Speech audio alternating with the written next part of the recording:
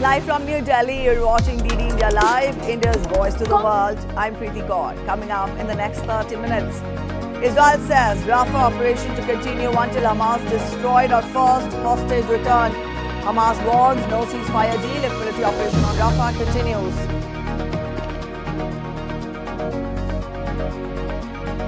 Adult film star Stormy Daniels testifies for the first time in Donald Trump's hush money trial. Witness testimony to continue on Thursday.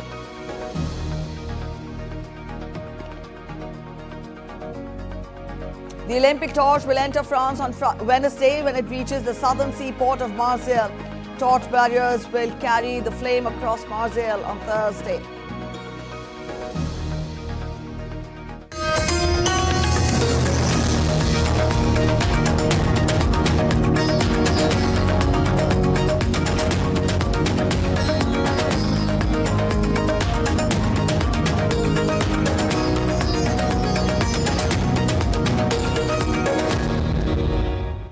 Let's get you the latest update on Israel-Hamas conflict. A Hamas delegation arrived in Cairo from Qatar on Tuesday to follow up on Gaza ceasefire negotiations. It comes as Hamas leader Osama Hamdan warned in a press conference in Beirut that if Israel's military aggression continues in Rafah, there will be no ceasefire deal.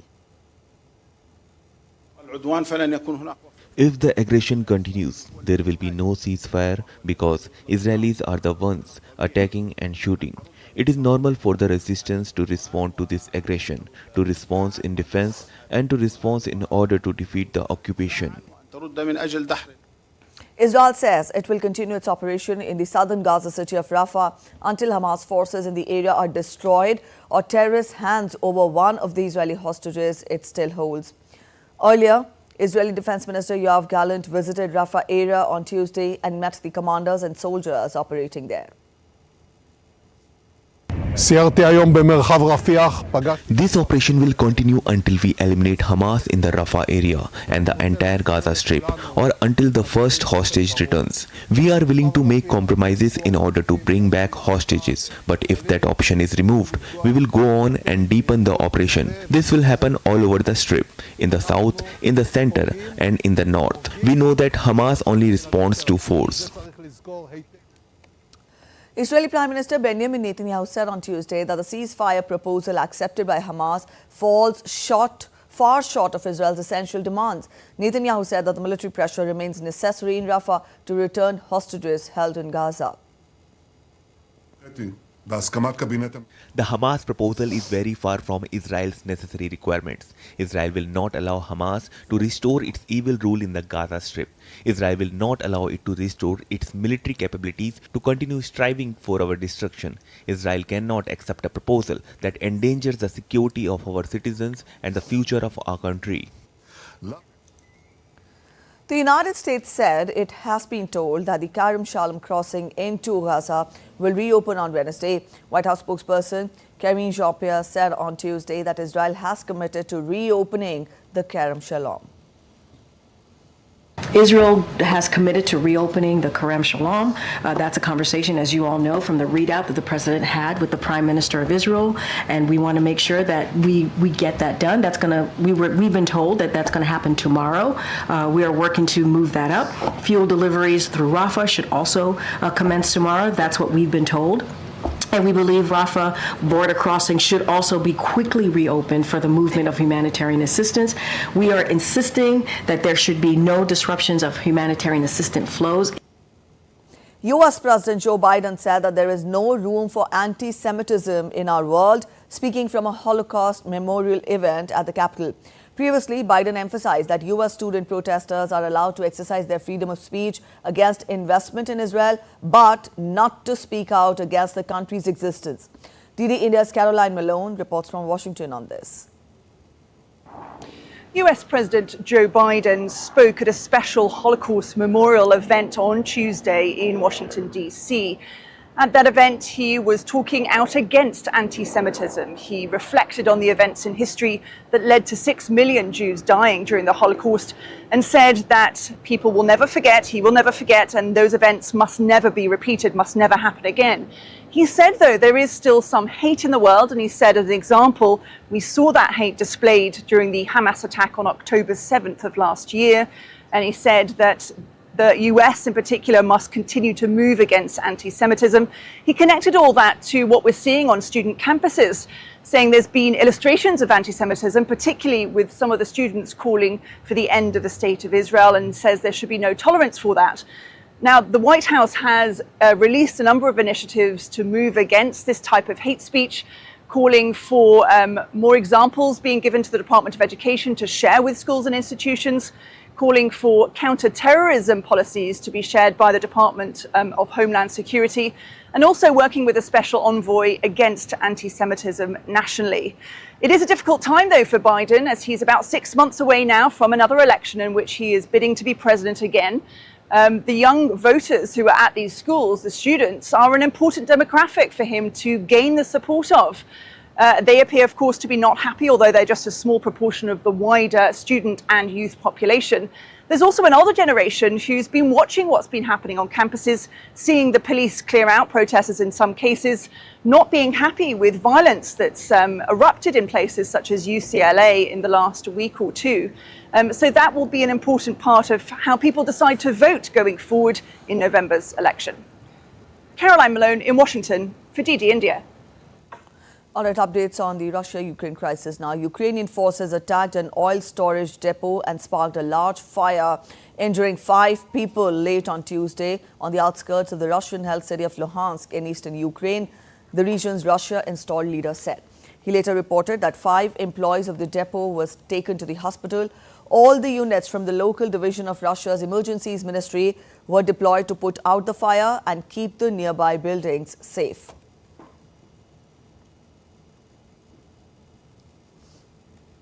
Ukrainian President Volodymyr Zelensky said on Tuesday that the island state of Cape Verde had become the first African country to agree to attend a World Peace Summit aimed at finding a solution to Ukraine's more than 2-year-old war against Russia. The summit, to which Russia has not been invited, is to take place in Switzerland on 15th and 16th of June, and Ukraine hopes to marshal broad support to persuade Moscow to agree to the terms that Kyiv deems acceptable. The president, who made a brief stopover in Cape Verde last year on his way to Argentina, also mentioned the conversation in his nightly address as a step in organizing the June gathering. Every continent will be represented at our summit in Switzerland. Different nations, small or large, those who have clearly shown their support for international law and those who will do so. US President Joe Biden praised Romanian President Klaus Iohannis on Tuesday for his leadership and for providing security and assistance during the war in Ukraine during a meeting at the White House. Romanian President Klaus Iohannis said that he was open to discussing sending a Patriot system to Ukraine after German appeals to the European Union and NATO member states to bolster Ukraine's air defenses. He added that allies have to find ways to prevent Russia from winning the war in Ukraine. Find ways to prevent Russia to win this war in Ukraine. And here we have to stay united, we have to work together, and we will, as far as I can see. The White House said on Tuesday that there are 2 separate cases of US citizens being detained in Russia, and the State Department is seeking consular access to both of them. White House Press Secretary Karine Jean-Pierre told reporters the State Department is seeking consular access to both the individuals. There's also, what I also can confirm is that there are 2 separate cases of U.S. citizens being detained in Russia. The State Department is actively seeking consular access to both individuals, neither of whom were in Russia on behalf or in affiliation with the U.S. government. We take seriously our commitment to assist U.S. citizens abroad and provide all appropriate assistance. Adult film star Stormy Daniels testified in a Manhattan court about her alleged affair with former President Donald Trump, which he denies. She also spoke about the hush money she received to keep quiet about the affair. Trump is facing charges of falsifying business records before the 2016 election and has entered a plea of not guilty to 34 charges. DD India's correspondent Sally Patterson has more details on this. Speaking to reporters outside a Manhattan courthouse, Donald Trump once again slammed the so-called hush money case he's at the center of. He said that the case is totally falling apart. That's at the end of a day of explosive testimony from adult film star Stormy Daniels. She claims to have met Donald Trump in 2006 at a golf tournament, and she said she was invited to his hotel room where they had dinner together, and then she says they had a sexual encounter. Donald Trump has repeatedly denied ever having a relationship with Daniels. Now, at the heart of this case is how that payment, which was later made to Stormy Daniels in order to keep quiet about that alleged affair, was filed. Michael Cohen, who was once Trump's lawyer and fixer, allegedly paid $130,000 to Daniels to keep quiet about that affair. Then Trump's team allegedly paid back that money to Cohen and filed it as legal expenses. The prosecution alleges that that was illegal and shouldn't have happened. Donald Trump has pleaded not guilty to 34 different criminal counts of falsifying business records and says that this is a politically motivated attack by his opponents to try and keep him out of the White House. Sally Patterson in New York reporting for DD India.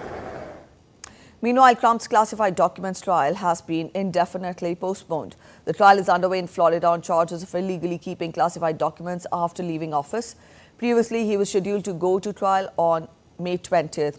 The judge, however, scheduled pre-trial hearings to run through July 22nd. Trump has pleaded not guilty to 40 federal counts. The development greatly reduces the odds he will face a jury in either of the two federal criminal cases against him before the November 5th U.S. election.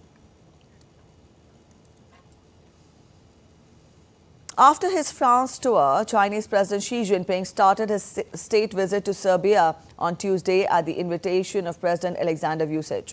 Upon his arrival, Xi Jinping in a statement expressed readiness to work with Serbian President to map out a new blueprint for development of bilateral relations. He will hold in-depth exchange of views with President Vučić on bilateral relations and other issues of common concern. Comprehensive strategic partnership was established between the two countries in 2016. Xi's state visit to Serbia is the second leg of his three-nation European tour from May 5th to 10th. He will next visit Hungary.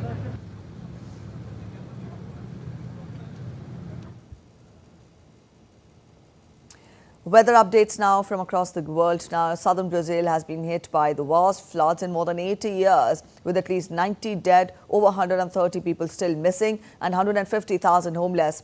A plane and runways remain underwater after heavy rain lashed parts of Porto Alegre, while the Beira Rio Stadium was turned into a muddy pool. Flooding from storms has destroyed roads and bridges in several cities, while triggering landslides and the partial collapse of a dam at a small hydroelectric power plant. Weather conditions improved on May 6th, but showers are expected to return at lower volumes later this week and could pick up again between May 10th and 15th. President Luiz Inácio Lula da Silva asked Congress on Monday to recognize a state of public calamity for the heavy rains.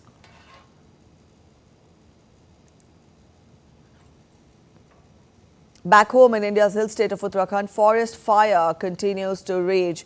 Air Force chopper on Tuesday resumed its operation on the second day to douse the forest fire near Adwani village in Pauri Garhwal district.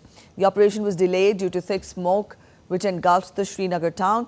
As forest fires continue to pose a serious threat, the state government has banned the burning of crop residue and stubble in the fields with immediate effect and has warned legal action. Taking note of the raging forest fire, Supreme Court will hear the cases against the origin of the forest fires. Over 1,000 hectares of forest land have been destroyed across Uttarakhand since November last year.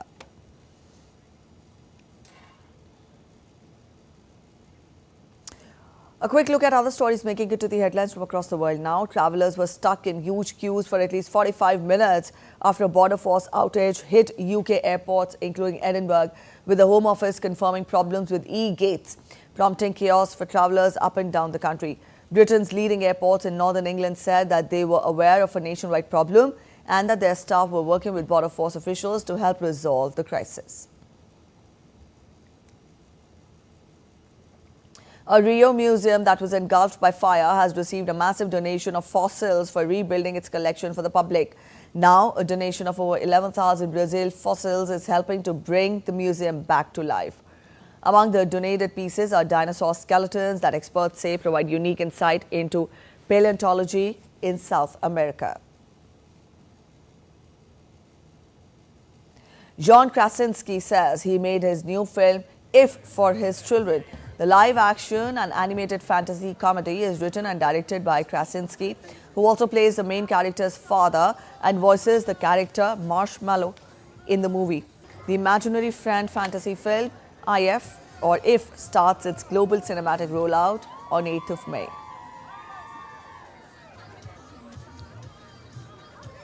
You're watching DD India Live. We're heading for a short break, but after the break, Delhi Capitals shook Rajasthan Royals by 20 runs in the IPL clash on Tuesday. Yuzvendra Chahal sets a new record too. Stay with us to know more.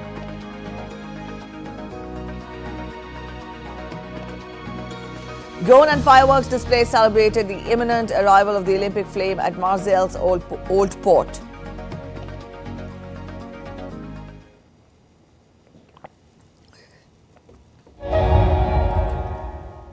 Wherever news breaks, whatever it takes. Connecting corners, cutting across continents. Stories that matter from across the globe. Accurate, authentic journalism that serves you right. From politics to glamour, from sports to world affairs, with a fusion of aesthetics and substance. Introducing news in a new avatar. Experience the world through a new lens. Stay tuned to DD India for an exciting journey beyond borders.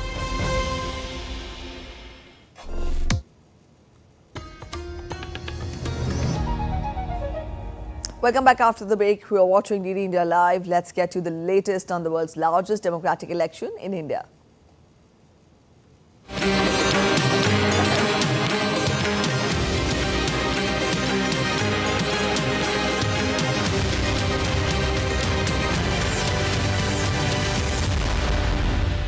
11 states and union territories voted on Tuesday in the third phase of Lok Sabha elections amid searing temperatures.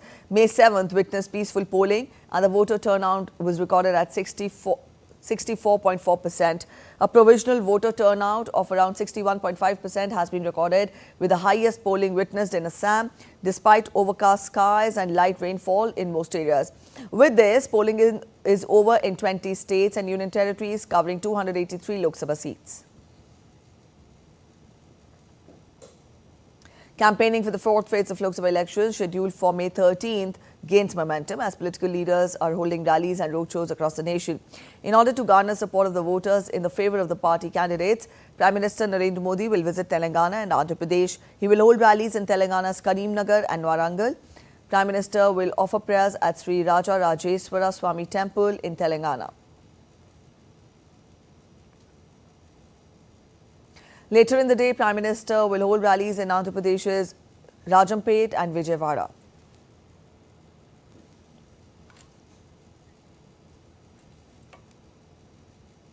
Also, other parties are crisscrossing the nation in order to garner support for the party candidates. Congress leader Priyanka Gandhi will campaign in Hyderabad, which is scheduled to go to polls on May 13th.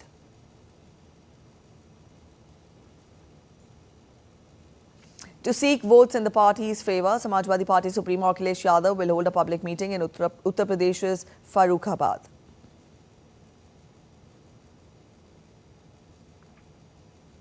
Let's get to other updates now. In response to media queries regarding the float in the Nagar Kirtan Parade in Malton, Canada, India's External Affairs Ministry expressed concern with violent images that were used against India's political leadership.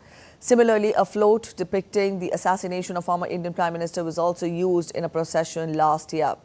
Display of posters of Indian diplomats have also been put out across Canada, threatening violence against them. India strongly stressed that celebration and glorification of violence should not be part of any civilized society and called upon the Government of Canada to stop providing criminal and secessionist elements a safe haven and political space in Canada. Minister of Foreign Affairs of Maldives, Musa Zamir, will be in India on an official visit on Thursday. During his visit to New Delhi, the Foreign Minister will meet External Affairs Minister Dr. S. Jaishankar for discussions on bilateral and regional interests. Maldives is India's key maritime neighbour in the Indian Ocean region, and Foreign Minister Zamir's visit is expected to lend further momentum to the bilateral cooperation between the two countries. Now, this will be the first official visit of Foreign Minister Zamir to India since assuming office. The visit comes as India has said that it will replace its military personnel from Maldives before May 10th. Let's get to other stories making it to the headlines from across India now. India's Delhi High Court will hold an important hearing today on the bail plea of Delhi's former Deputy Chief Minister Manish Sisodia. On the last hearing, the High Court had issued notice to Enforcement Directorate and the CBI and sought their reply. Besides, the court had also allowed Manish Sisodia to meet his wife once a week while in custody. With the aim to strengthen Atmanirbharta or self-reliance in the defence sector, Indian Coast Guard and Jindal Steel and Power have entered into a memorandum of understanding for supply of indigenous marine-grade steel to enhance the indigenous content in shipbuilding. The MOU assures seamless supply of marine-grade steel to Indian public and private shipyards involved in new construction of ICG ships. A massive fire broke out at 3 shops in India's central state of Madhya Pradesh on Tuesday night. Relief operation was underway to tame the fire, though reason for the cause of the fire is yet to be ascertained.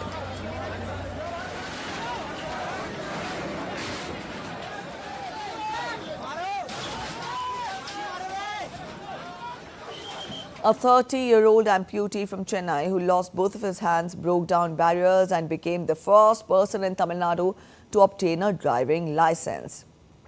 Tansen, who is an inspiration to others, lost his hands due to an electrical accident during his childhood. Tansen uses his legs to operate his car.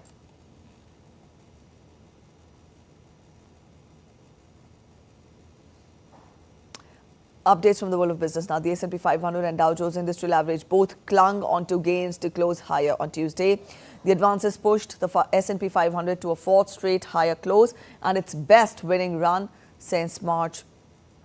For the Dow, it is now its longest positive run since December 2023, gaining for the 5th session in a row. Generally, the Fed and policymakers have been consistent in their message in recent weeks that rate cuts will come, but the central bank is going to be cautious in implementing them. That message was repeated on Monday by Federal Reserve Bank of New York President John Williams and Richmond Federal Reserve President Thomas Buchan.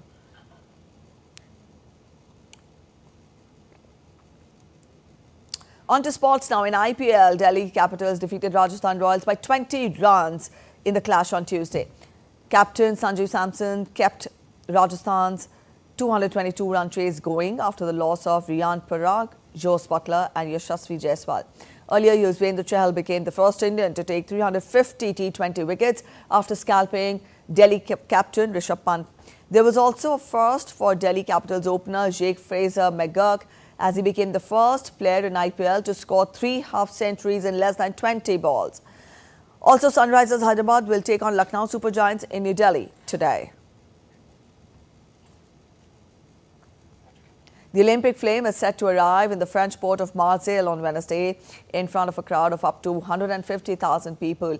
The transfer of the flame on shore from a 19th century tall ship will mark the start of a 12,000-kilometer torch relay across mainland France and the country's far-flung overseas territories. Organizers are excited for the first public spectacle of their much-hyped iconic Olympics, which are just 79 days away now. The Olympic flame journey began after being lit on April 16th in ancient Olympia. The flame was then carried around Greece before leaving Athens aboard a 3-mast ship named Bellum.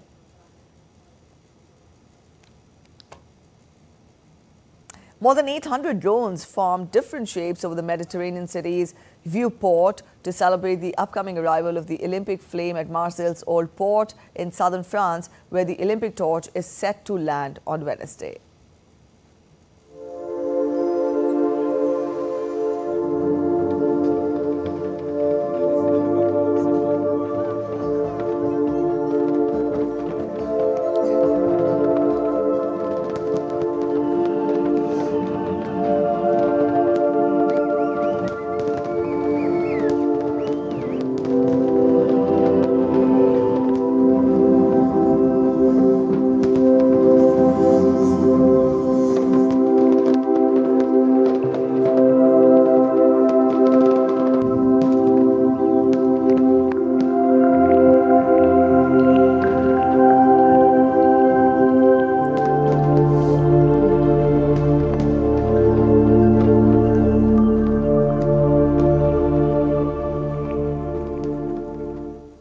right, that's it in this edition of DD India Live. But let us know your thoughts on the news of the day. For those on the go, you can get all the latest news and updates from India and across the world on DD India mobile app. The app is available on both Android and iOS platforms. Scan the QR code on the screen to download now. We'll be back with more news as it breaks here on DD India. I'm Preeti Kaur signing off, and from all of us here in Delhi, thanks for watching DD India Live.